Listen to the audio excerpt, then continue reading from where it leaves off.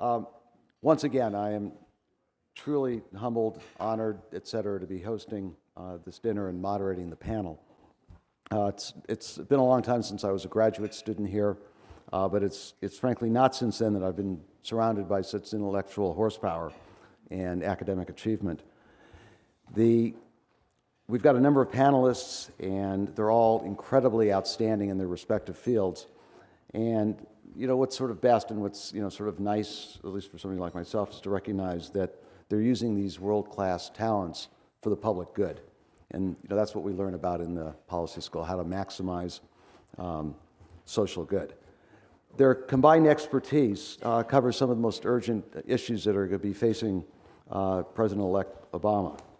The national and the international acclaim and the weight of their contributions as Nobel Prize-winning co-winners, as advisors to the highest levels of both foreign and domestic governments, to be named some of the world's most influential business thinkers.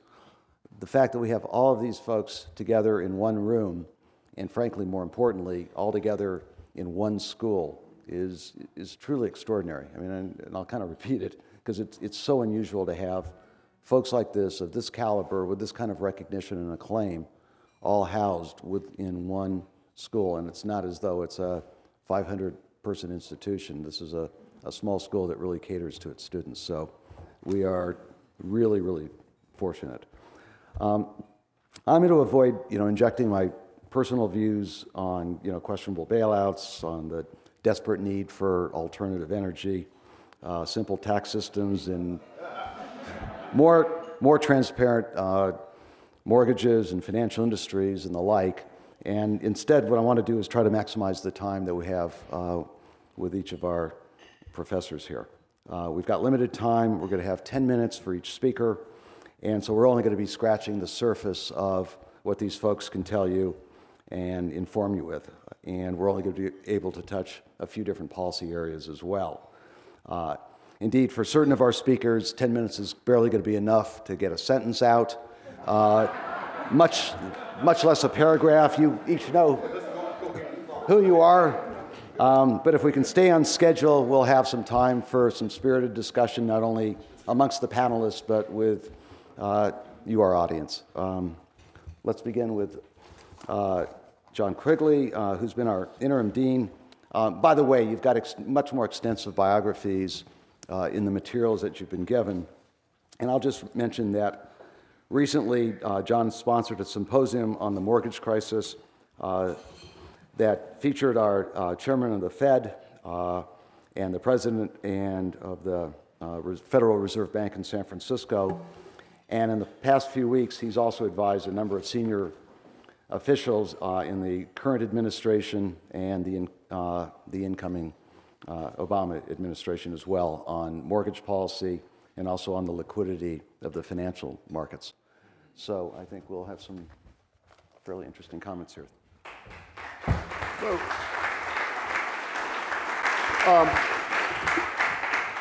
Well, it's obviously dangerous to speculate on exactly what the priorities in detail are of the incoming administration. You have no sense of the nuance of the detail and sense of the subtleties and the subtle trade-offs in politics that will affect them.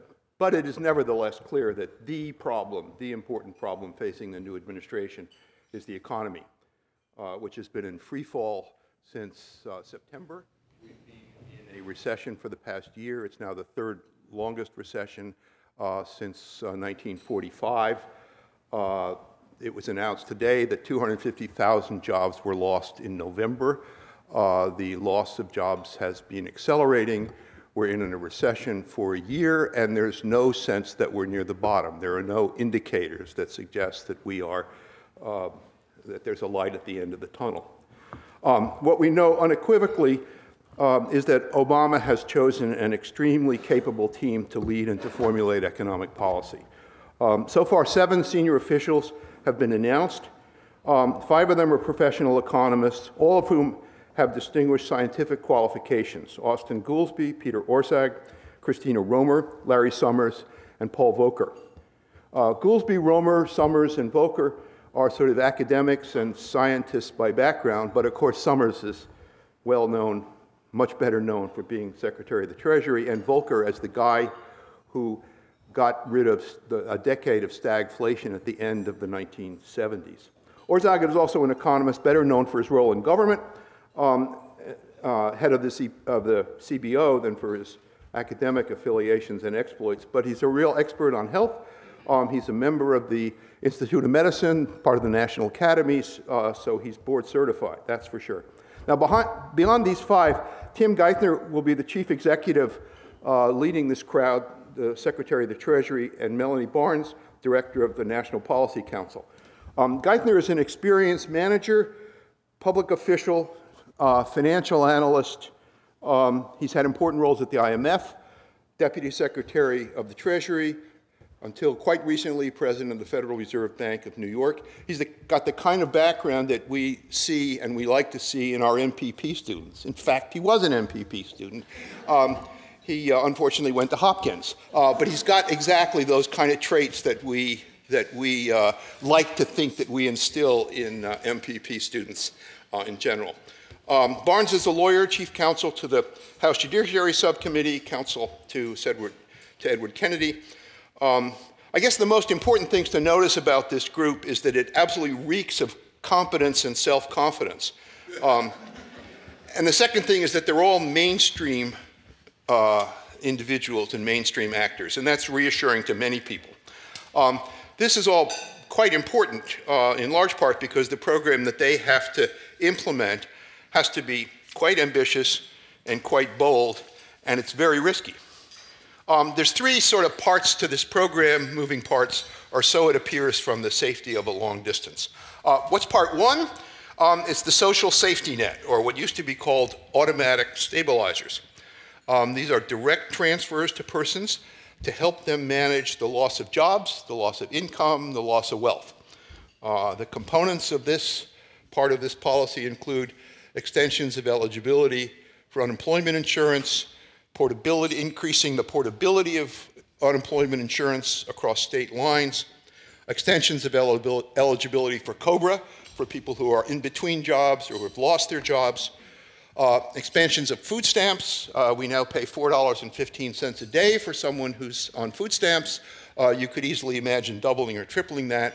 Don't kid yourself that it's a food program, it's an income transfer program, but we've got the eligibility standards. All we have to do is twist the dial. Beyond that, there's emergency shelter and other safety net aspects. This is meant to help people who are hurting. It's a transfer to make people better off today. Part two is a kind of classical stimulus to the economy. The point is to get purchasing power into the hands of consumers and businesses by employing otherwise idle resources. Now note, this could be a series of make-work jobs, or else a serious program of investment that would increase or augment productivity in the medium term or in the long term. Either would have the same first-round impact. That is to say, it would employ workers whose incomes could then be spent to get their shoes fixed, to buy other things in stores, and would trickle through the economy, the so-called multiplier effect. Now note also that a lot depends upon injecting this purchasing power quickly and stimulating spending in the economy. Ways to do this quickly can involve government transfer payments to lower levels of government.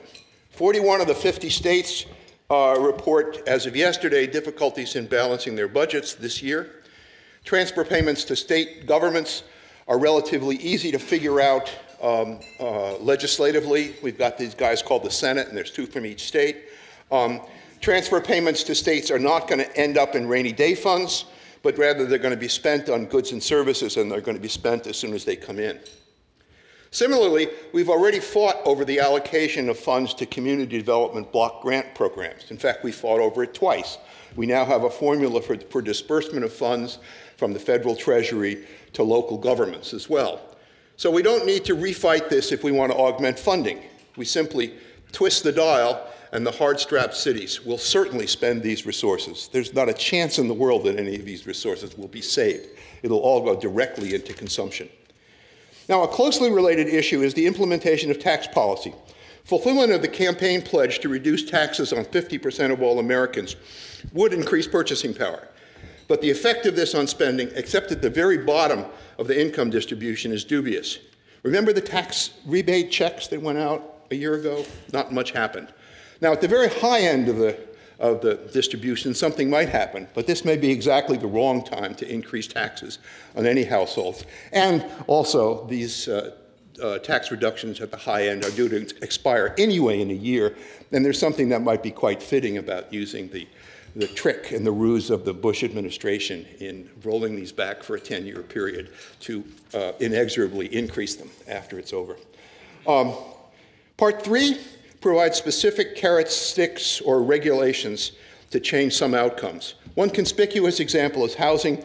The only time housing was mentioned in the campaign was by the McCain administration that proposed something that looked to me like a $720 billion transfer to lenders. But there are things that you could do. One specific example, there's about 12 million households whose contracts are worth more than the value of their houses. It would be possible to call them in to issue them new mortgage contracts for long-term mortgages at the current value of their houses, to compensate the mortgage servicers, to transfer that to those who actually own the mortgage-backed securities, and to give them all a chip that they can cash in when the mortgage is ultimately cashed out, and so they would share in the capital appreciation after it had been marked to market. There are other examples we've begun to see as the Fed Treasury mediated purchases of paper to stimulate lending, mortgage-backed securities, credit card debt, accounts receivable, auto loans, and so forth. The point is not to provide a big subsidy to credit card users, but rather to encourage and facilitate liquidity in the system. Now, what's the big danger in this general strategy, besides the danger that it won't work? It's really the use of this injection of demand to invest in future productivity. Now, we could probably make a list of projects that would employ idle resources and that would have unambiguous payoffs in terms of improved productivity, efficiency in the economy. And we could maybe agree on a bunch of things where we could get the funds out quickly. It's claimed, for example, that there's $175 billion in public works investments that could be started tomorrow if they were funded. But historical evidence indicates that only 25 cents of every transport dollar that's appropriated is spent in the same year. The list of public spending projects that fits these criteria is not short, but there's still a lot of ambiguity and there's a lot of room for mischief. Yesterday, the GAO released a 70-page report on the TARP program, which has provided $151 billion of your money to 52 institutions. The title of the report is Additional Actions Needed to Better Ensure Integrity, Accountability, and Transparency, and it lists 9 actions to help us understand what happened to our bucks. Big stimulus packages will require real oversight, detailed oversight. But the most important issue in the stimulus package is the elasticity of the word investment. As I stated before, a program simply to move dirt around does provide a stimulus, but it's not an investment to improve the long-run economic productivity and competitiveness of the United States. With hundreds of billions of dollars at stake, of course, all kinds of things are going to get touted as investments. People with patents on windmills are going to line up for subsidies using the infant industry arguments. We've seen the presidents of the 3 auto manufacturers that are headquartered in the United States, 3 of the 6 auto manufacturers that provide jobs in the United States, ask for investments in their companies. Now, what return would you as a taxpayer require to purchase a GM bond? As of this afternoon, the yield on a 2-year GM bond payable in December of 2011 is 87% per year. If you and the company are around in 2 years, this is your money, boys and girls. So the political pressures to use a large fiscal stimulus as a payoff to special interests are going to be great. And these guys will be just as insistent with the new president and the new Congress as they have been before. I think the real test of the new administration's economic policy will not be the boldness in the size and the depth of the fiscal stimulus they enact to prevent a recession, but rather it'll be the extent to which the stimulus can be used to invest prudently in the American economy. This outcome is much more dependent on politics and political leadership of the new president himself than on the capable economic team that he's assembled. We'll see.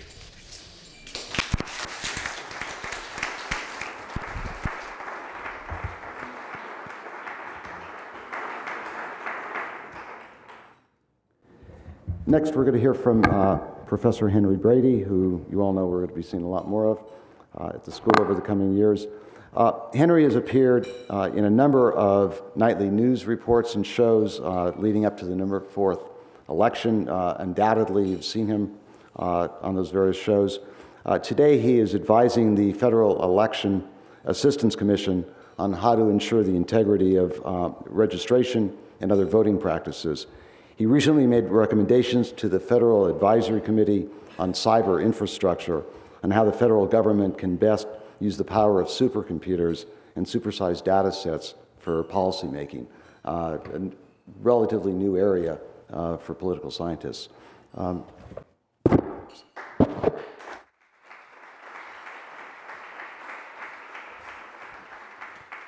I don't know if you can see, but I have one of these Madonna kind of microphones on, so I sort of feel like I should do a show up here. So I think I'll start. Oh, no. Maybe that's not a good idea. It's okay. It's okay. I've never had one of these before. I've done a lot of TV and media work, but they've never put one of these on me before. Barack Obama has come to Washington saying he's going to change the way government does things. I'm a political scientist, and as a political scientist, I tend to be skeptical about whether you can change the ways of Washington. So what I want to do is actually do a very big picture right now and talk about history and what presidents can or cannot do if they're trying to change the way the world works. Let me start with a list of 5 things that I think are factors that are going to affect whether or not he gets done what he wants to get done. One is simply the nature of the presidency. Second thing is the nature of the times. And I think the times are in his favor. I'll talk more about that. Third is the Congress, what he can get through Congress, what he can do with Congress. Yes, it's a Democratic Congress, but it's got all those wonderful lobbyists and all of those entrenched interest groups and all of those local interests that surround each member of Congress. Then there's the person. The person has to be tough and resilient, has to have moral vision, leadership qualities. And finally, there's, of course, random events, which are very important, as George W. Bush found out on September 11th. Let me start with the nature of the office. And this gives you some guidance about what Barack Obama should be thinking about. He could be thinking about foreign policy, and there's certainly been some discussion about how he should do this or that or the other thing in foreign policy. But the other area, of course, is domestic policy, and John just talked a lot about how that's obviously a big priority. It turns out that the presidency, throughout its term, can typically have a fair amount of latitude in what it does in foreign policy. So probably it makes sense to focus on domestic policy in the honeymoon period. And in fact, here's a mnemonic for remembering that. Honeymoons should probably be about domestic affairs, not about foreign affairs. Just a mnemonic. It might help you. So during his honeymoon, I think that Barack Obama should focus on domestic affairs. I think he also has to, in fact, be careful. Gorbachev used to use the trick when he was having trouble. He'd come to the United States or to Europe or something like that. He'd be immensely popular in the world, and the people back in the Soviet Union would be unhappy because things were going very badly, and he was off gallivanting around the world, becoming world historical figure. I think Barack Obama has the same thing he's got to worry about. Remember when he went to Berlin. Remember the kind of criticism he got then. I think he could get the same kind of criticism if he decided, well, it's sort of tough right now, let's go off to Berlin again and see if I can't get a crowd of 1 million people or 2 million people. So I think he's going to have to be very careful about what he does in foreign policy, and especially about foreign trips. I think he's going to have to stay at home and work on problems and not focus on being a rock star abroad. So what can he do? What's the nature of the office? What can he do with the presidency? Well, you can set an agenda with the presidency. You can go public with the presidency, by which I mean you can actually sort of get on TV and say, let's go do this. Now, you may have remembered that George W. Bush has done that a lot in the last year at certain points, and it didn't work very well for him. But usually during a honeymoon period, you can go public, you can go on TV, and you can get things happening. And in fact, Obama may have a secret weapon here. He's got this extraordinary network that's been created during the campaign of phone numbers, internet sites, and emails that he's got, that he can contact people and get the word out course, the question is exactly what is he going to do with those folks? He's going to ask them to write letters, hold demonstrations, but he certainly has that capability, and we may see a somewhat new style of politics if he decides to use that capability at some crucial moment. And that's going to be very interesting, and it gets to the whole question of how the internet has affected politics. And it's certainly affected politics in the campaign this year. Let's talk about the times, because this is where Obama, I think, has a really stupendous opportunity. Stephen Skronik, a Yale political scientist, says there's sort of two kinds of periods in American presidencies. One is where you become president and there's a whole set of verities and truths and approaches to doing things. And so either you go with that flow, so the New Deal era, and if you're John F. Kennedy, you're basically, and Lyndon Johnson, you're basically reinvigorating the New Deal era. Or if you're Richard Nixon, you have to sort of accede to a lot of those verities, which he did, by the way, during his presidency, but you can't really go against them too much. Then there's the periods when those verities have broken down. And Barack Obama, I think, has become president at a moment when the Reagan verities have broken down. From Ronald Reagan, 1980 onwards, and by the way, Jimmy Carter suffered from this because the verities of the New Deal coalition had been breaking down. There were all sorts of concerns with maybe too much regulation, with stagflation. Remember, we had the misery index over 20%. It was clear that a lot of the nostrums of the New Deal were not working. Ronald Reagan came along and said, look, I got answers here. And the answers are simple. It's let's cut taxes, let's cut the budget, let's make government smaller, everything will be better. And he tried to do that. He didn't do it as much as he maybe said he was going to do it, but he did try to do it. And that perspective has lived on through the Bush administration. And I think now there are real questions that people have, and I think that's what the campaign was about whether this is the right way to go. So you have now a whole new set of possible verities. You have people who are saying that Chris Cox is telling us that maybe regulation's not such a bad idea, and we maybe should have had more of it. That's pretty astonishing. Larry Summers now actually thinks that income inequality is a problem. The Larry Summers that I once knew when I was at Harvard didn't really focus very much on income inequality. That wasn't high on his list of concerns. But you have people who now begin to think new ways about politics. Barack Obama has said, well, maybe it's good for us to pay taxes. It's good for us to pay taxes? My gosh, what an un-Reagan-esque kind of thought. And maybe we're going into a period where these new kinds of verities will really take hold, and Barack Obama has a chance to shape them.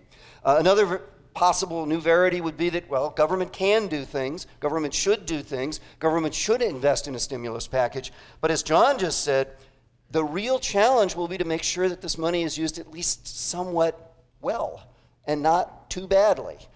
Because otherwise, I think people will start losing faith in what Barack Obama is trying to do pretty quickly if it looks like we have enormous amounts of waste. And furthermore, Obama may deal in innovative ways with some of these problems, but he's got behind the stimulus package problems and the financial sector reinvigoration problems really long-term structural problems that we've seen come home to roost here in California, and that's budget deficits. Structural problems. We've got entitlement programs. It's just not clear how we're going to pay for all of those obligations that we're talking about. And it's really interesting it will be interesting to see how and if he deals with any of those problems, or right now the order of the day will be spend, spend, spend, for maybe there will be no tomorrow, but then when we wake up from that, what will we do and how will we go forward? The Congress, Obama has a Democratic Congress, that's nice, but he doesn't have a filibuster proof, although actually it's getting close. It's actually interesting. Franken is looking like he's slightly ahead in Minnesota, and of course then there's this election when? It's just a few days from now. Was it yesterday? Okay, well, what was the result? Okay, I missed it. I've been working too hard. So 59 is a possibility, but not 60. So there will not be a filibuster-proof Senate. And of course there's Joe Lieberman in there too, which is another interesting wild card. Okay, the person. A person, David Gergen says, who's going to be president has to have mobilizational capability, that is to say, to mobilize people, political skills, wise advisors, and moral vision. Does Barack Obama have these things? Well, I've been surprised about him at every turn.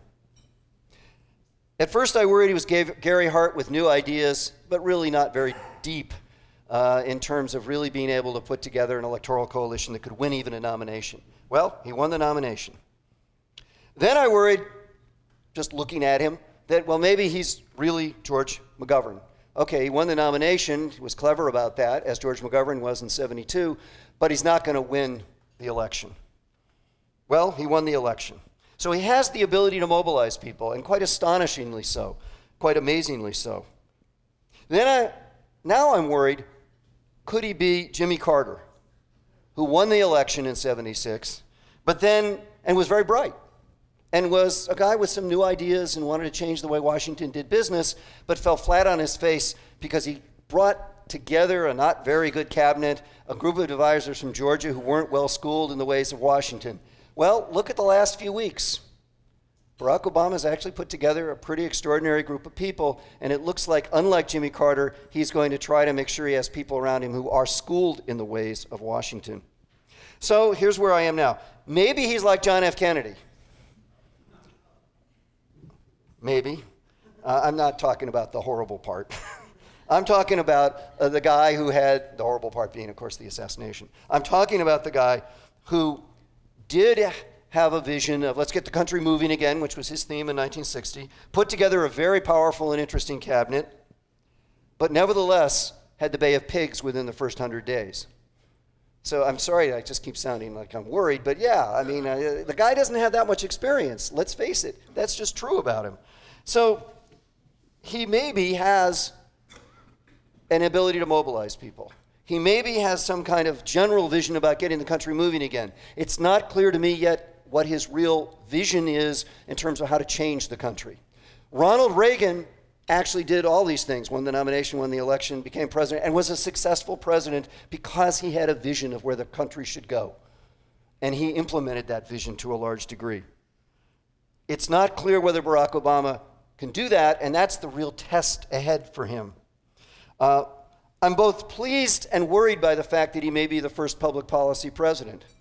I'm pleased because, of course, public policy is a great thing, and I like the idea of a president who actually looks at evidence and uses the kinds of skills that we teach our students. On the other hand, will he know enough about the politics to get things done? I worry about the first time he has to make a decision about Detroit, and he's got the UAW at his elbow.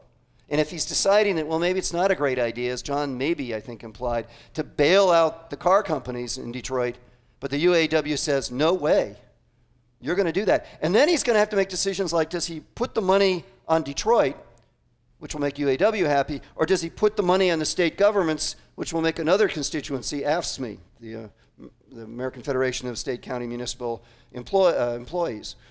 And that's another big union interest. And they would rather have the money come to the states because then it would come to their folks. So how is he going to actually deal with these kinds of problems when powerful, powerful interest groups are going to be at his elbow and working in Congress and trying to get things done the way they want them done? Finally, he's got to have to worry about things that go bump in the night. This is the 2 a.m. phone call kind of problems. And we just don't know what that's going to be. But you've got to imagine there's going to be some tests of this man one way or another, some things that will happen that will change things in ways we just can't imagine. So what does he have to do? Well, I think he has to avoid doing too much as Carter did. If you remember, Carter in his first 100 days put this tremendous legislative package forth, and then he also got a little bit priggish about what he wanted. You know, he was going to get rid of pork barrel politics and all this kind of stuff, and that didn't work very well. So Obama's going to have to decide how he does that. Anyway, I would say he should focus on one or two problems: getting the financial markets and the economy in shape, and getting maybe health care, something going there, because the Americans, I'm speaking as a political scientist, that's the thing they care about most. Maybe it's time to really take that one on.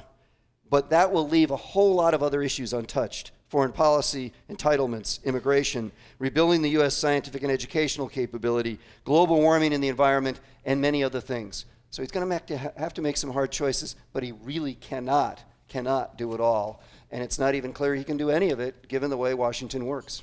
Thanks.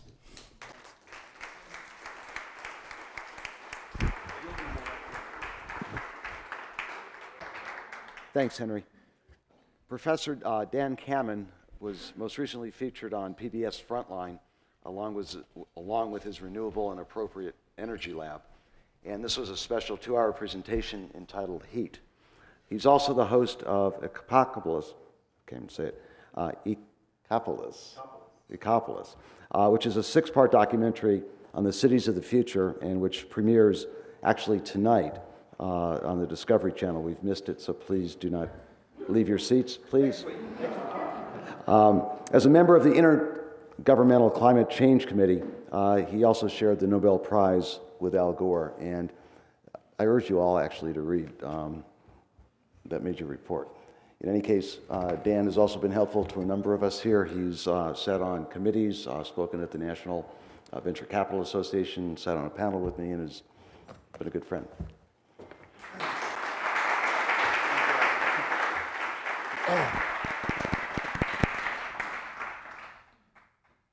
Well, thanks very much. It's a real pleasure to get to comment tonight, since there is so much going on. I think that before anything else, the most exciting thing, in my opinion, and not just in my professional area of energy and climate, is the spring that's in people's steps since Barack Obama was elected president. I mean, you cannot get over the excitement aspect and the number of people in the United States and in Europe elsewhere who are thrilled, and that translates into some important ways.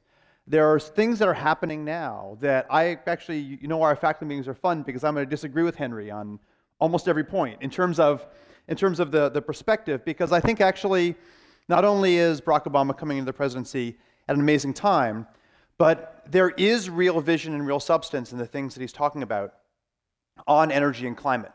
And he has many more allies than a lot of people think. There are some real issues, the amount of coal we burn in this country, the fact that we in China and India are basically coal pigs to a huge degree.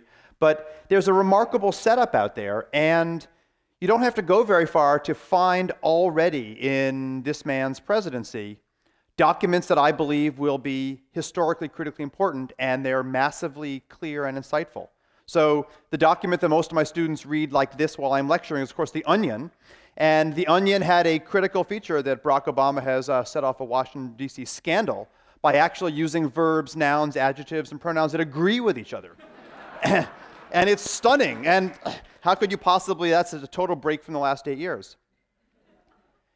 I decided not to show you a short video tonight, only because I have 10 minutes and I now have only 8 minutes and 12 seconds left. And I would have had to give 6 of them to Barack Obama. So I refused to do that. But I urge everyone to go home and YouTube or on your phones to watch the speech that Barack Obama gave at Governor Schwarzenegger's climate summit last week in Los Angeles. It is a stunning document that I believe we pored over. It is 5 minutes and 41 seconds of brilliance. It is brilliant on almost every single point.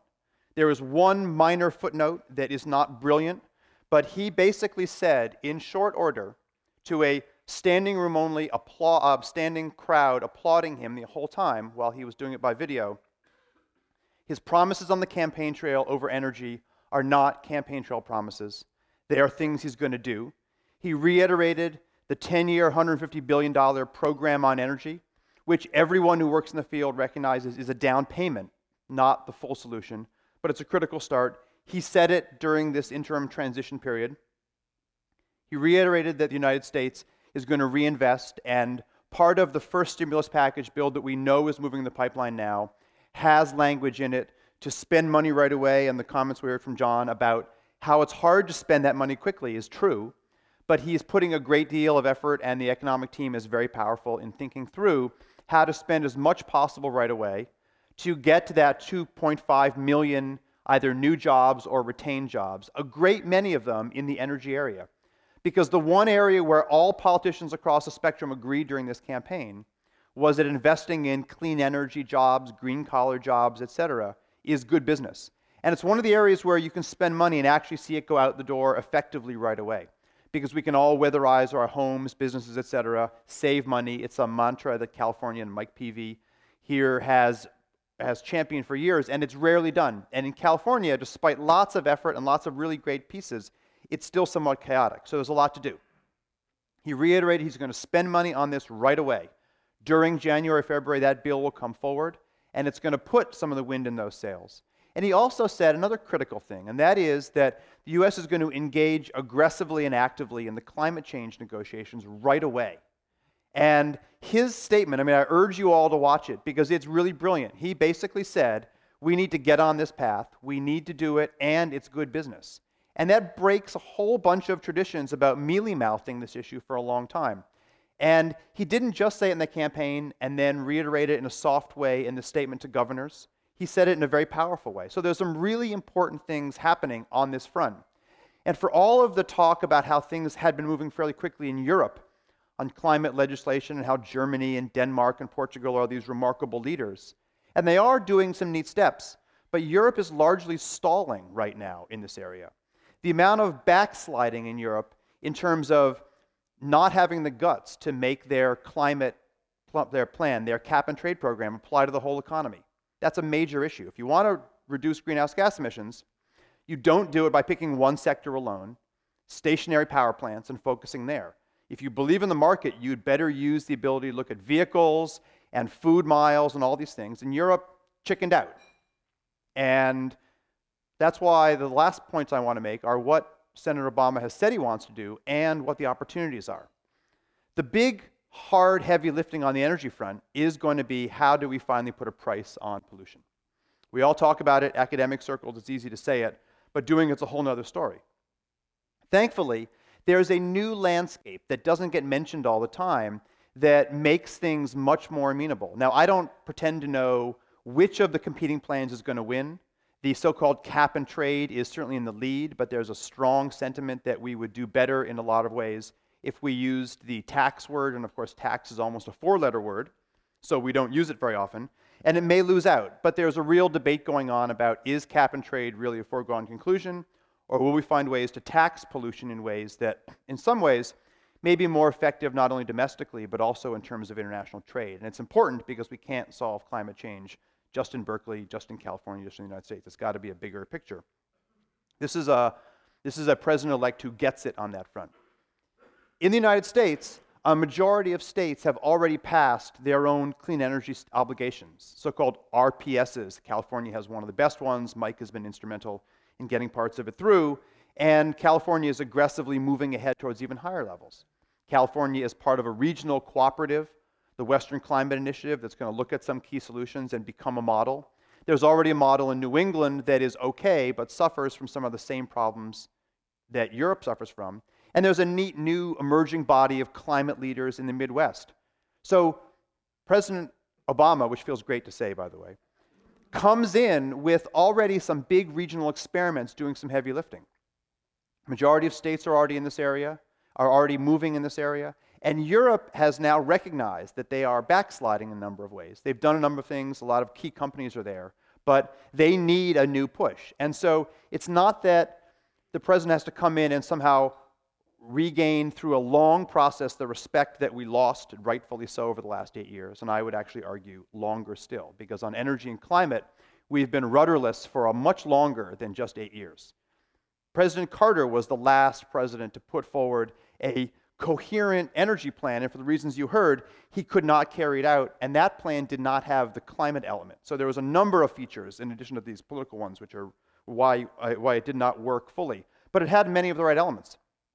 This president comes in incredibly illiterate, with the most organized transition team campaign efforts I have ever seen, and that will really serve you well when you want to work on these issues where we need every city to think about what's the most innovative carbon budget and an idea that comes out of Berkeley or Abilene that works to filter through. There are mechanisms to have all those things work. And because Europe is waiting, Japan is waiting, China has sent signals that they, if they had a partner that looks a little bit like them, would actually act as well. And China and the United States look remarkably similar. They both have remarkable solar, thermal, and wind resources that happens to be inconveniently far from where people live. So both countries could be the real leaders in the big, somewhat boring backstory, and that is we have to rebuild and invest dramatically in the grid. If we're going to go green and do it so it produces jobs and rebuilds the economy, all these talk about smart grid and this massive internet system that we're going to need to bring all that power is going to have to be invested in, and it's a jobs program that you can get on right away. So there's a whole constellation of things that this president comes in with that are available to him, and he's already expressed thoughtful views on how to do it. That $150 billion program to invest in energy isn't one where he has a bunch of set ideas, a little bit like the Carter points that were made, where they were a little bit fixed. This is $15 billion a year of new money to go into energy and climate issues. And the mix of technology push and demand pull, the kind of two parts of the equation that we talk about all the time but never do, he actually wants that to be a dialogue. So many of the features that you need to get somewhere, he's actually on top of in ways that are kind of unique. And again, if you go back and listen to that speech, you will really hear someone who articulated incredibly quickly and incredibly eloquently the key thing that we're lacking. And that isn't money for technologies. Yes, Silicon Valley is going to suffer in the downturn, et cetera, et cetera. But the biggest thing we're missing in energy is vision and someone who can pull off the need to set a big picture and then have the pieces pulled together. And the one thing I would argue that President-elect Obama has done over everything else is to demonstrate that he can articulate vision and he can be that spokesman, leader, cheerleader for a big plan. And this is the big plan of our time. So thanks very much, and I'll look forward to the questions.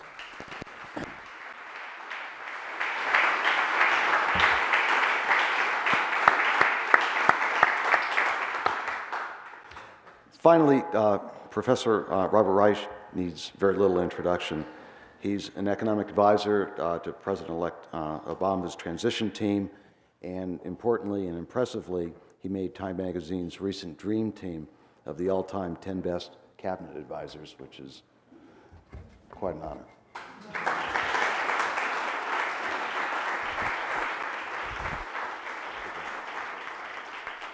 Thank you very much, Jim. I think that my approach and my view of what is happening and what is about to happen and this nascent administration falls probably somewhere between the ebullience, if not euphoria, of Dan Kamen and the rather, shall we say, downbeat assessment of our dean-elect. And John, yours was so long ago I don't even remember what you said, but no, a cautious approach that you took. Because I am a centrist by temperament, the challenges are truly great. I mean, when you think about trying to get this economy going again, particularly when we don't really know what's wrong. And I have sat in a lot of meetings with people who are financial experts, who are trying to run the TARP program, and nobody really knows the answer. I hate to say that to you, but nobody knows what's going on Wall Street right now. We also have the challenge of creating a healthcare and affordable healthcare system when the last person to try this was Bill Clinton and Hillary Clinton, and it was a terrible failure. And you're talking about a huge chunk of the economy. Think of the audacity of hope with regard to trying to do that. And Dan's notion, and I think we have to do something about the environment and climate change and energy, but that is a gigantic issue. That alone would occupy a new administration for years. And I haven't even mentioned foreign policy. And I haven't even mentioned all of the other issues that we have, Social Security and Medicare reform and everything else. In other words, so much needs to be done that I, for one, and I think all of you, when you actually think about it, am completely daunted. Add to that the reality that Barack Obama faces probably the highest expectations that any president has ever faced, at least in my memory. Now, presidents do face, all of them face very high expectations. Bill Clinton faced high expectations. I remember right after I was named his Secretary of Labor, I was just walking along the street. In fact, I think I remember now, I was going through a McDonald's drive-through. And this person, and it was in some city, and this person looked at me and he said, "Good luck to you and Mr. Clinton." I mean, truck drivers used to honk and put up their fingers like, but this time the expectations are even higher. And how to manage those expectations when we all know nothing can happen quickly or easily, as both John and Henry emphasized. Managing expectations is a very tricky thing for a president to do, particularly when expectations are this high. Thirdly, and this is something Henry did emphasize, and I think he's absolutely right, there is a great deal of money on the table, and whenever there's a lot of money on the table, there are a lot of people out there to get some of that money. They are very well positioned. They have very powerful lobbyists, a lot of connections. How to overcome that? How to make sure that this money is spent well, that whether we're talking about economic revival and the stimulus program, or we're talking about healthcare, or we're talking about energy, or we're talking about anything, how to do that in such a way that it really gets done with regard to the public interest. Now, here are the assets. If that's the liability or the uh-oh side of the equation, here are the assets. Here are the positives. Number one, this man is the first person since, I guess, John F. Kennedy to come to the presidency directly from Congress. He knows, even though he hasn't been there all that long, he has been there. He knows the players. Rahm Emanuel, who has not yet been mentioned, Rahm knows the players in the House, probably better than almost anybody. There is not going to be a huge difference between White House initiatives and initiatives among the Democrats in Congress. In fact, from the standpoint of the public, often the public will not know where the initiatives came from. One of the problems with the Clinton administration, I can attest, is that we did not really know Congress very well. The incumbent Democrats had been there for years. They sort of wondered who this new boy on the block was from Arkansas, Bill Clinton. There was not a tremendous amount of collaboration and cooperation from the word go. Completely different this time around.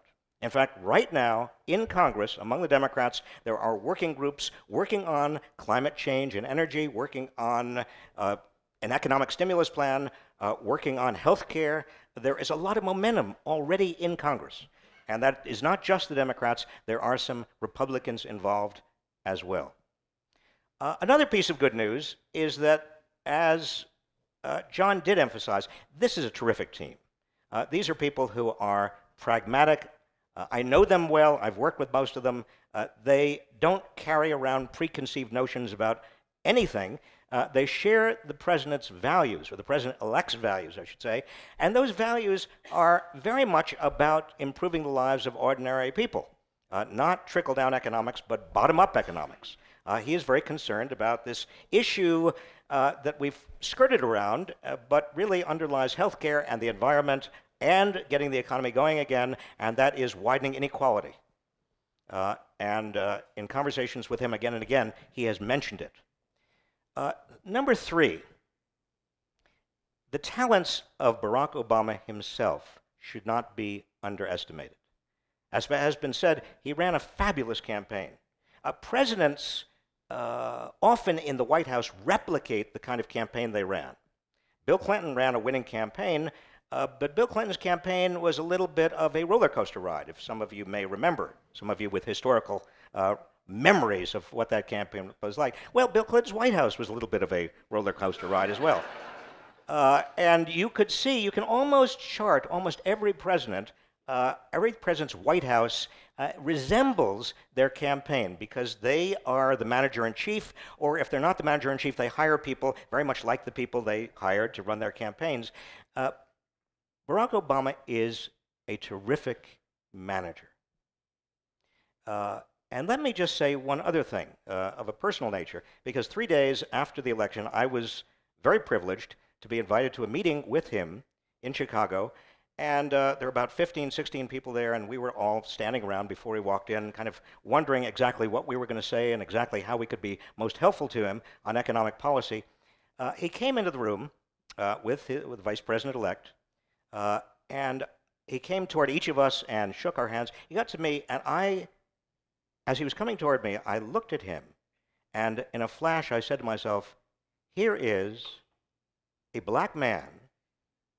Here is somebody whose name is Barack Hussein Obama. And here is somebody who I already know because I've met with him before, and I've seen what he can do, is one of the most intelligent, articulate people we've had in public life. And I felt myself starting to tear up. Now, he was coming right at me. And I thought, you know, I'm going to be a blubbering idiot right now, and I don't want to do that. And all I could get out when he shook my hand was, "Thank God." He said, "What?" I said, "Nothing." We have a very, very talented and unusual president. And I think that should not ever be underestimated. Bill Clinton was also very talented. The one difference, and I'm probably going to get a lot of trouble for saying this, is that, and I can give you a set of empirical data points. In a typical 1-hour meeting with Bill Clinton would talk about 20 to 23 minutes. In a typical 1-hour meeting with Barack Obama, which is a similar kind of meeting where he is trying to get information, he will talk about 9 or 10 minutes. He is an eloquent listener. There are very few people in politics, in electoral politics, who get elected to high offices who are eloquent listeners. That also is a huge, huge asset. On balance, therefore, I think I come out more on the euphoric side of the ledger. Thank you.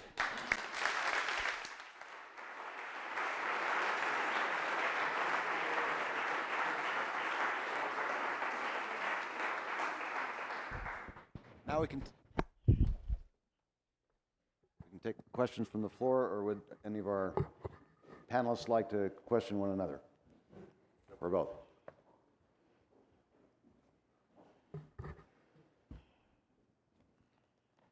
Professor Reich mentioned that no one had talked about foreign policy, and indeed no one has. Can we really afford to have a domestic honeymoon when there are issues like Iraq, Afghanistan, Iran, North Korea? Well, he's going to have to do something about all of them as he goes along. I was really mostly trying to say is that I wouldn't necessarily think that he should think about enormously big initiatives right away, and that he should maybe tend to the domestic issues. Of course, events could occur that could cause some need to attend to those things more immediately. But I think he's already signaled part of what his strategy is with keeping Gates at defense. And it's really going to be to go slow and to maybe focus on other things.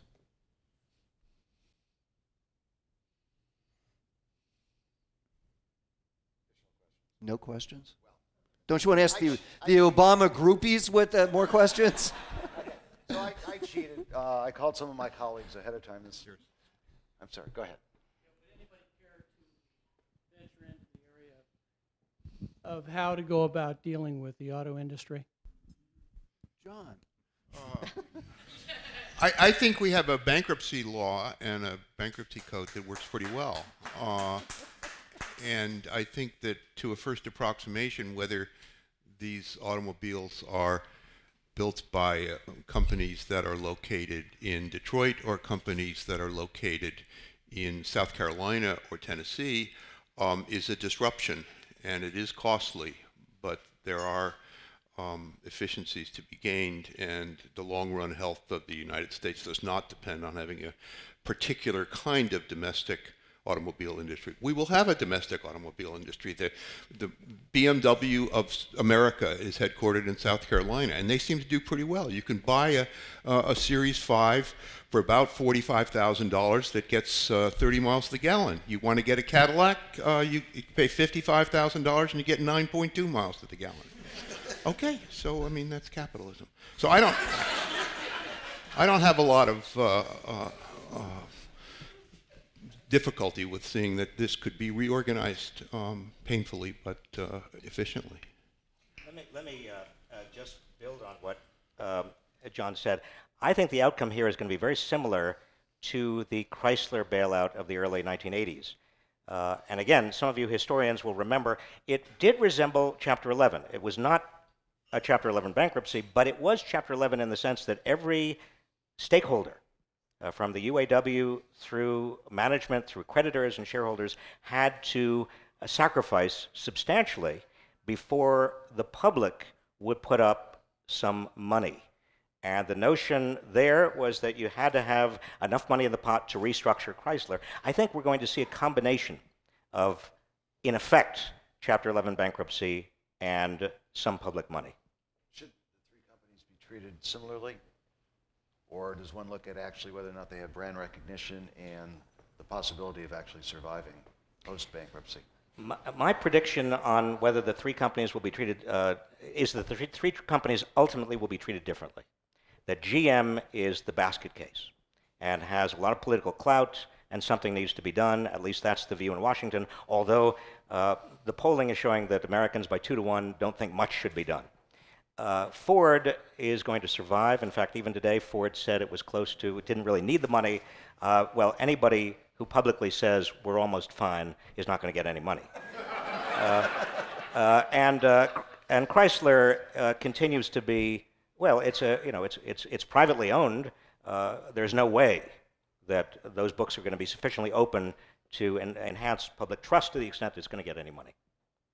So I'm actually less optimistic that we will kind of get the sort of strong medicine that that John's talking about. I think there's a lot of reasons why the jobs, the trickle effects will mute things. And unfortunately, part of the discussion that goes on now is that a restructuring plan here or a bailout package should also be contingent upon some performance targets, whether they're the vehicle efficiency ones I like to talk about or really getting serious about plug-in hybrid vehicles, electric vehicles, more efficient vehicles, all of that. And I think that actually, unfortunately, that discussion, which is interesting and thoughtful if one was sitting at a non-crisis point, is not going to happen very well because the needs of these companies is on such a short-term times table that these sorts of restructurings, remember, Toyota was working on hybrids in various forms now for 16 years. Now, Toyota also has said that by 2010, that every vehicle they make will come as a hybrid as the standard or as an available option. That's not something that you do to the big three overnight. And the idea that we will be able to drive innovation with the bailout package, which is very popular in a lot of discussions, and I can tell you from colleagues in some of the groups hovering around DC and giving their bits of advice to the teams, are writing great, long, eloquent documents about this. And they really get into the land of industrial fiction.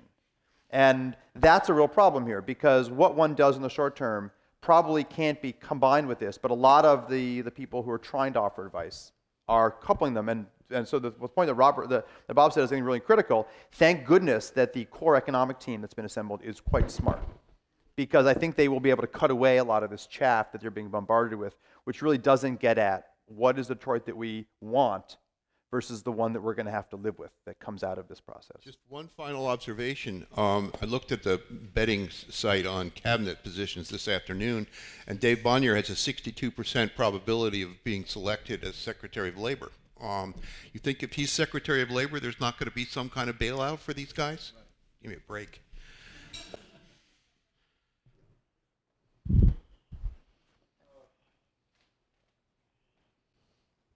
I think arguably one of the things that an administration wants to do when it gets started is to have some victories, to build up some momentum, something not like the Bay of Pigs, something not like gays in the military, but which arguably crippled the early days of those administrations. But what we have here is so many unknowns, so many desperate situations. It really makes it hard. I mean, he could hit a home run. But so my question is, one, do you think you have to think in those terms about how can you start hitting some singles? How can you start hitting some doubles? How can you start getting some momentum and some trust? He's already done it with selection of the team, with that and running a great campaign. Obviously, a great organizer. But how can he start when he gets in there with some successes, some victories? Do you think he should be thinking like that? And if so, what do you think would be things he would choose to do? Well, I think you can expect a bunch of executive orders. They're fast. They can reverse a lot of the Bush executive orders. They can show momentum. They don't require congressional approval. Secondly, there will be enormous momentum behind the stimulus package. That will be given to the president to sign. My understanding is possibly as soon as January 20th, if not January 21st, and it will be designed by Congress to be able to go through Congress. They're not going to design one that doesn't have the votes. Those will together generate huge momentum. Just here in the state of California, a stimulus package which brings, say, $5 billion to help us with our budgetary problems could be very, very helpful all the way down to the level of the University of California and the Goldman School of Public Policy. Special interests all over the place. That's right. I think the other feature is that the jobs issue really is one, that there's a lot of good thinking on the areas to put the money that will generate some quick returns. And in the energy area, that I mentioned some in my comments, that there's certainly a lot of experience. California, a number of other states really do have a good track record of investing money in this area that generates very quick economic returns, and you get the jobs right away. So there's a piece right there that is likely to work quite well. The other feature is that on the international front, there is kind of an easy victory to be had, and that is that we have an inconvenient truth that the big climate convention in Copenhagen is inconveniently close to inauguration in terms of getting the team in place. It's in December 2009. You need to get a lot of people appointed. You need to get a lot of stuff in place. But there are some easy things that will generate a lot of positive momentum in U.S. industry. Because despite all of the anti-regulation talk, lots of major U.S. companies have been saying, we're getting our clocks cleaned by European and Japanese companies because we don't have certainty on a number of issues. And President-elect Obama said there's going to be some certainty on some of the environmental issues. We're going to reverse some bad decisions. We're going to return EPA to actually doing its job, which it's totally abdicated on. And that's actually going to provide some certainty in areas where the U.S. has comparative advantages. We are a leader and an innovator in a lot of these areas. And so there's some wins to be had there. They're not as big as the economic stimulus recovery ones, but they are things that will come across as leadership-driven and a global leader, and really helping some U.S. companies to right their rudders in places where right now they're really muddled. Let me just add one thing. A number of the questions so far have talked about, short-term victories, momentum, and the like. And to paraphrase a question that I got over the phone today from Adele Hayton, was, are we sacrificing, as we look at short-term victories, momentum, and the like, trying to have some early victories, are we sacrificing long-term solutions? Are we sacrificing going with hybrids as opposed to going with electric vehicles? Are we really stimulating the economy for long-term? Are we really going to change the fact that arguably a majority of Americans have negative balance sheets at this point? Well, I'll do a quick answer because you mentioned the hybrids one, but then leave to the other. And that is that I think actually California provides a really important example here. Because one of the brilliant features of California's greenhouse gas law, AB 32, is that you go across state agencies now, and every single person you meet shows you their spreadsheet and their bit of plan for how their agency, whether it's a water, ag, energy, other agency, how they're going to meet the AB 32 goals, which are for 2020, but also how they're going to meet the 2050 goals that Governor Schwarzenegger laid out for this 80% reduction.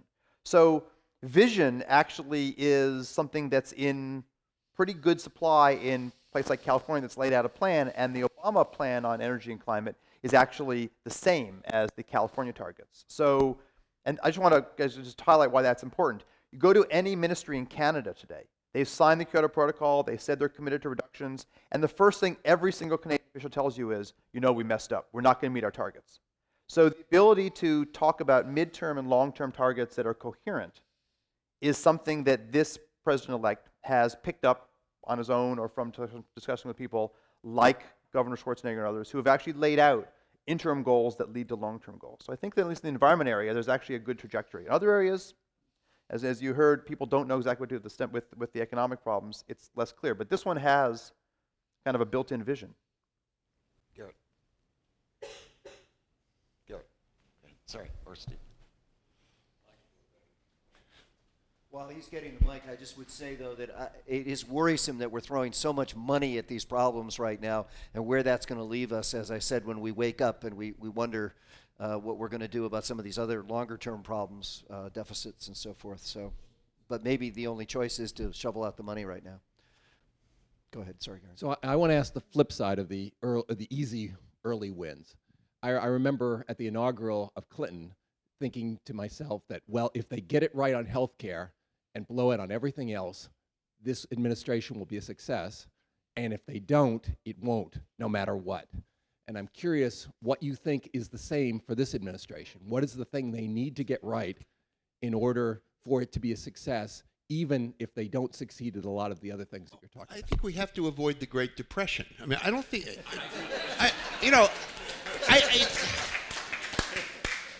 it's difficult to overestimate the dire straits that the economy is in today. We have not seen this trajectory for a very long time, and we have no indication that we are nearing the trough of this recession. There's no indication that things are getting better.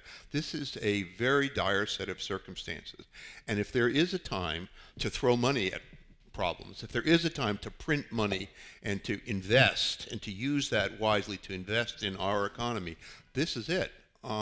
We need to have a coherent and important and a large-scale stimulus package. And if we get that right and we have something that's on the table in February, March, and it's agreed to, that's just an enormous victory for the country. I mean, I think we are in real trouble now. I think the administration would also be in real trouble if by 2012 we were not in a genuine recovery. In fact, it may be that Obama would not be reelected. I think that we will likely be in a recovery, but no one knows, as John is saying, where the bottom is right now. And nobody knows exactly or even generally how much of a stimulus is needed. Some people are saying 4% of GDP, $600 billion. Well, that sounds reasonable, but how do you make it work? How do you get the multiplier with regard to jobs? And is that really enough? We will know, but we're not going to know right away. I was particularly taken by Bob Reich's comment that in these meetings, no one really seemed to know what was going on in the economy and what was wrong. Don't ever quote me. Yeah.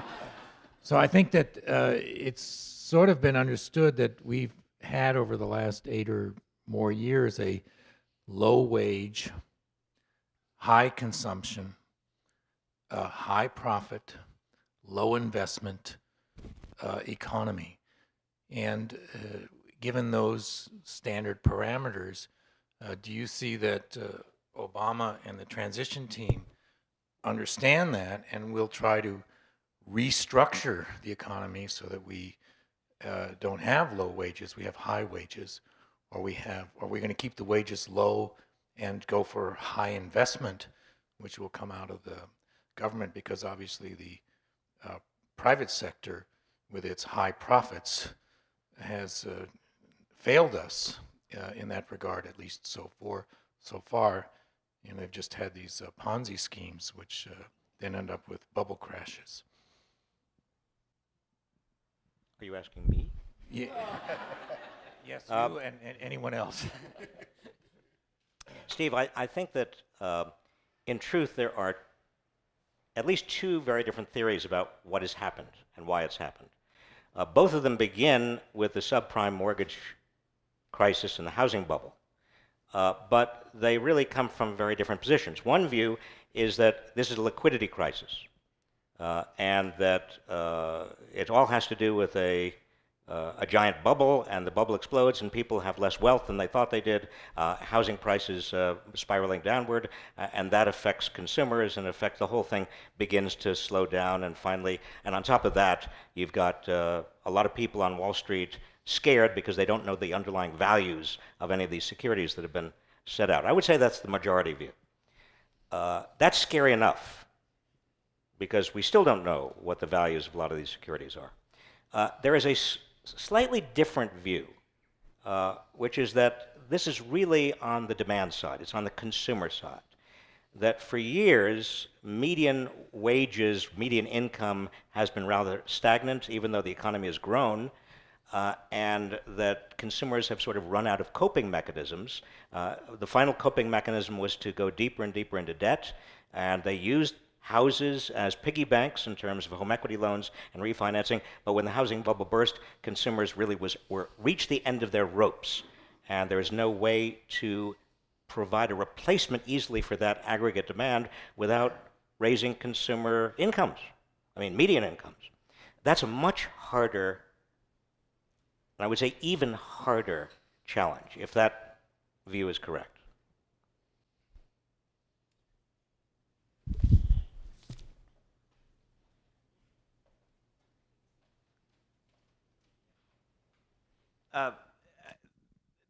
This is comes from what Bob just said. Can I call you Bob, Dr. Reich? No, thanks. Okay. Your Highness, maybe.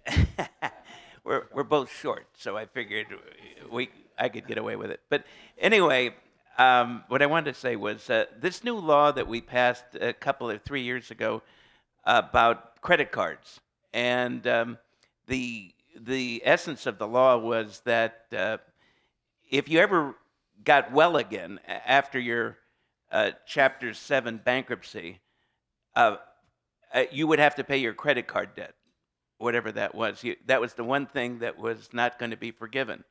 Now, it seems to me that we're a consumer country, and we send just about anybody who breathes a credit application for a credit card.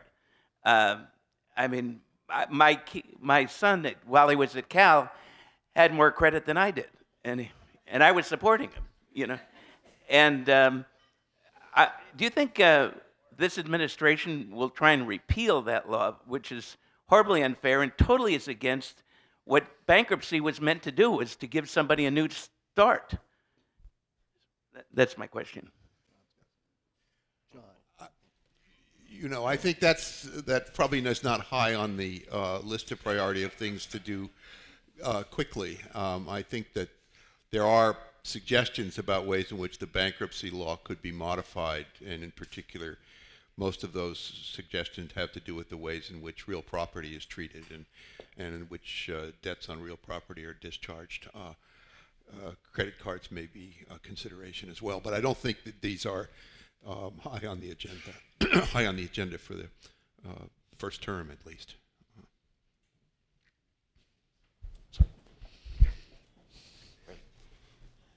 I don't know where the microphone is. I can't see.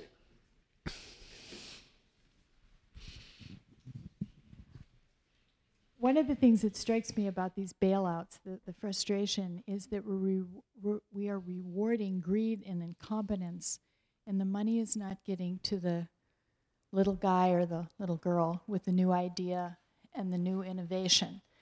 And my anxiety is that we're just going to be feeding dinosaurs and not supporting innovation and the next generation of whatever. So, if you look at what's happened to the TARP funds, they have gone largely to financial services institutions, and the rationale was to preserve liquidity and to preserve the lending in those institutions. I think it's arguable that those funds were dispersed without appropriate oversight on the expenditure of those funds, and you can compare what the Bank of England did with what our Treasury and Federal Reserve did. And the Bank of England, when they socialized their banks, as we have socialized our banks, well, they took charge and they goals and timetables, and they were imposed. That was not done in the U.S. So from that perspective, one could imagine that there could have been more oversight. But none of the so-called bailout so far has been directed towards consumers. The only part that we've seen of the $700 million has been these 52 firms, and a few things more recently on purchasing paper. There are things that one could imagine doing for the 12 million households whose debts are greater than the value of their homes. The current administration finds that very complicated, but I think there are things that could be done that would redress some of these problems. A basic issue in this is, do you reward bad behavior on the part of homeowners?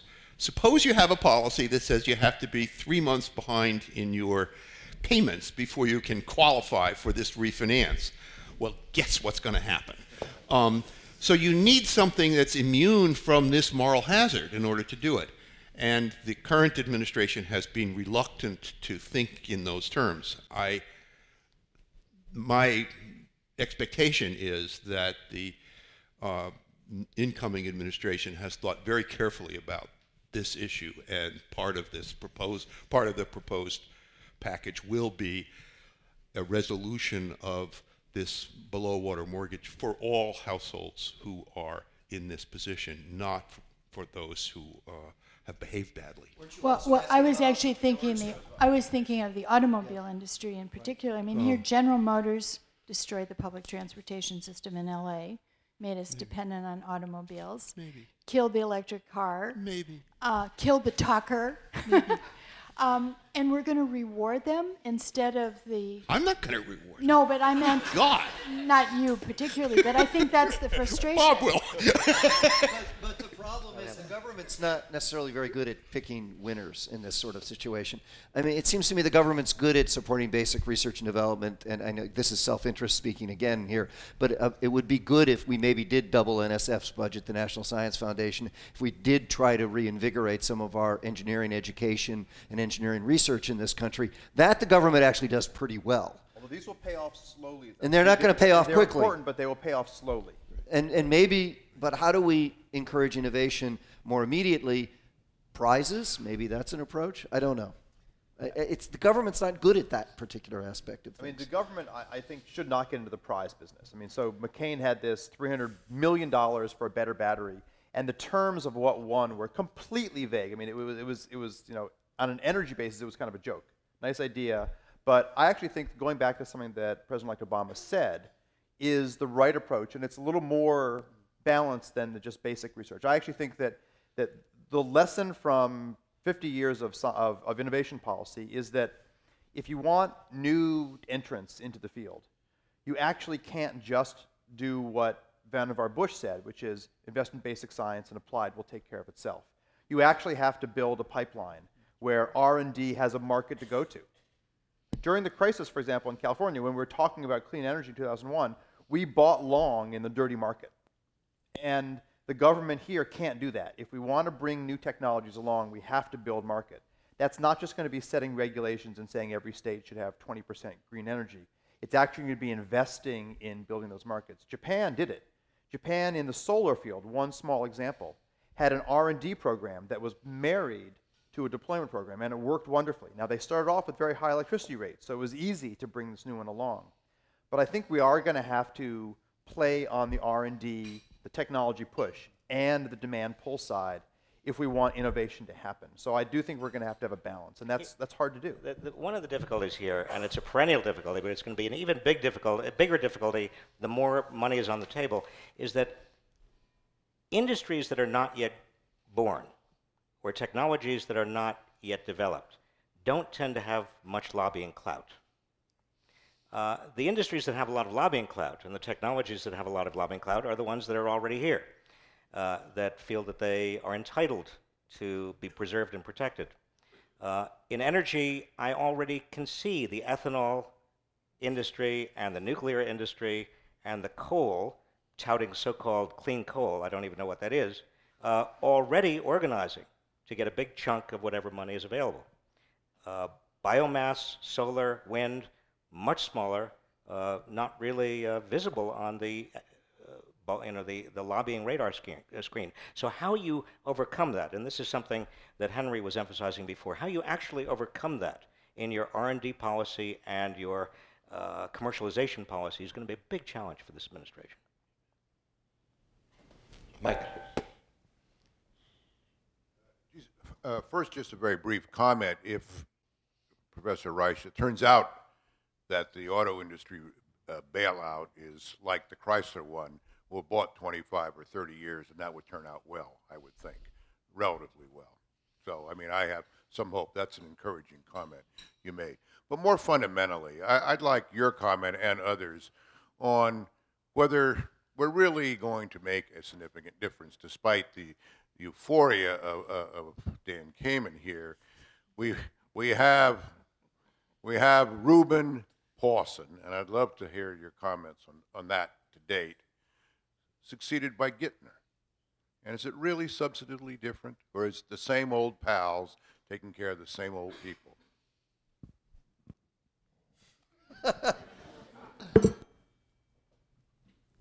I'm supposed to know as the political. I would suspect there's a lot of taking care of the same old people. Right now, at least, I guess I'm happy to go with competence in those areas where I'm happy to have Paulson, even despite some of the defects of his background, because I'm worried about the Great Depression like John is. And so having people who sort of know what they're doing with respect to financial markets, and Ben Bernanke, too, who spent his career studying the Great Depression, who, by the way, has the first theory, I think, of why we're in trouble right now, although maybe people are moving towards the second theory. But then that does leave us with the problem of, okay, once we maybe solve this problem, where are we going to be? And are we going to be able to change some of these things? I'm more worried maybe about a David Bonnier at Labor and what that means in terms of bailing out the car companies. And all the stuff that's happened so far, yeah. Yeah. Well, I think the leader's going to be different. Ask Bob. Okay, he's the man who might know something. Well, the good news is that Geithner and Summers and Jason Furman and all the rest, as we've said repeatedly, are very, very competent, very smart, and they have a lot of integrity. Now, the question mark, and the only question mark really, over Geithner, and perhaps to a very limited extent over Larry's head, but I don't think so. I think it's mostly Geithner, is cultural. That is, he comes out of a culture that is a Wall Street culture. Although he was not actually in a Wall Street firm, he still, at the New York Fed, has a certain culture. And the Hank Paulson problem, again, is not a matter of competence or integrity. Paulson has, I think, both, a great deal of both. The problem for Paulson is that culturally, he began, in my view, to think of the big Wall Street banks as his clients. The question was, what did they need to continue in operation, rather than to think of the public as his client? And that I've seen again and again, depending upon where people come from. And that's the only, and I don't want to in any way impugn the integrity or suggest that Geithner is not the right person, but that would be the only question mark I'd have over his head. Let's just take 2 more questions, and then our panelists hopefully can stay around for a little bit longer, but we don't want to make this too long. Go ahead. Doug? Thank you. Everyone's familiar with the term of lame duck administration, and perhaps this administration will engender a new term of dead duck. I'm wondering, you know, in my lifetime of observation, I've never seen an incoming administration so actively involved in quasi-governing prior to January 20th. It really seems remarkable, and it certainly speaks to the dire circumstances we are in. Do any of you venture, there's certainly been public calls for a more active role of members of the team actually becoming members of the current administration. Do any of you see that as a possibility? No. No. No. But this might speak to a change. It used to be that the new president was sworn in on March 4th. We've moved it to January 20th. You could imagine moving it to sometime in the middle of November, and that tomorrow morning. That might be a you know. It takes a Great Depression, so maybe we should. Yeah. But Doug, there is a serious issue here. Go back to 1932, 1933. Franklin D. Roosevelt kept an arm's length distance from the Herbert Hoover administration, didn't want to get close to it, didn't want to be associated with it, didn't want any possibility that he would be tainted and tarred and have some ownership in the public's mind of this mess. Barack Obama is entirely different. He really has given everyone, both in the inner circle and in the periphery and in the public, a sense that he wants to get involved and he's willing to do whatever he can, given the constitutional limits. Obviously, he's not president, and he doesn't want to put the president in an awkward position.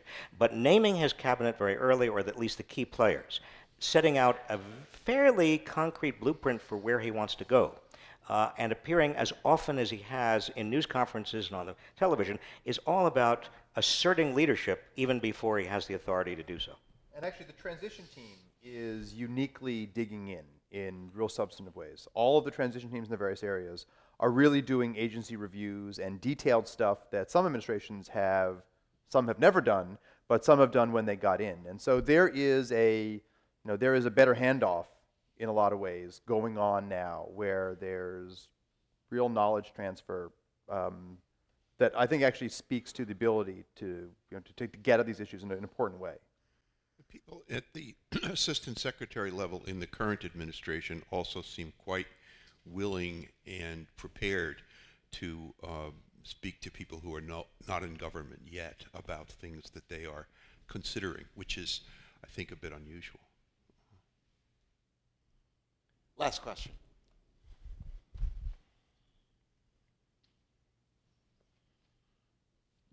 As always, during the campaign, there was lots of talk about balanced budgets and cutting down deficits and debts and so on and so forth.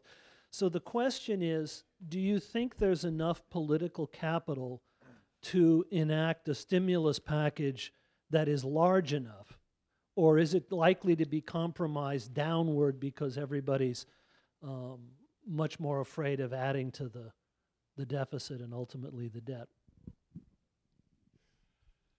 I think this is actually a big political problem for the Obama administration, how they sell the stimulus package, because there's going to be Republicans who are afraid that it's really just a lot of pork. And so they have to sell it as something that will actually add to the productive capabilities of the country, which is what John was talking about. And I think that might help bring enough Republicans along that it could be big enough to do what I think it actually has to do, which is to be really a big, big stimulus.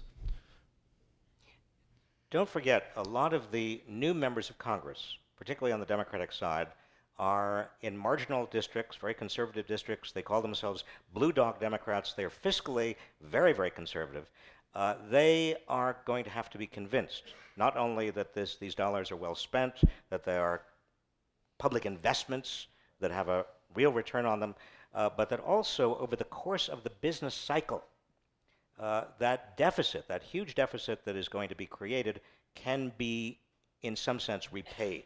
That there are some guarantees, there can never be an ironclad guarantee, but some sort of guarantee that when we get back into economic growth areas, really recovery, there will be an effort to balance the budget. I think we could go on and on. I think we are so very lucky to have 4 distinguished panelists here like this, and we thank all of you for taking an evening and coming and sharing your questions, your thoughts, your support of the school and the like. Have a great night. Thanks.